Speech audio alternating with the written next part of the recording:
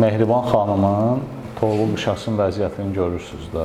Burada çox ciddi zərərlər var. Bunlar hamısı toğlu quşanı çəkən və qatlayan membranlardır. Toğlu quşanın mərkəzi qopuq vəziyyətdədir. Burada da görsənir bu zərrlər, qalın zərrlərdir. Toğlu quşanın mərkəzini qoparıbdır. Yəni zərrlərdən təmizləmək lazım. Çox ağır bir cərrahidir bu. Yəni bunu etmək çox böyük bir ustalıq tələb edir. Əməliyyat olmuş gözdən də baxaq. Sağ gözə daha öncə əməliyyat olubdur. Gözünün içində silikon var. Başqa yerdə əməliyyat olub. Toğlu quşası mərkəzdə yenə qopubdur. Gözünün içində qanamalar var və burada görürsünüz zərrlər əmələ gəlibdir. Bu təzə zərrlər, burada zərrlər var. Bunların hamısı təmizlənməlidir ki, toğlu quşa təzədən yatışsın. Belə bir vəziyyətdədir, ağır bir xəstədir. Ona görə həkimə vaxtında müayinəyə gəlmək, şəkər nəzarətdə tutmaq çox önəm daşıyır. Görürsünüz necə ağır fəsadlar verir.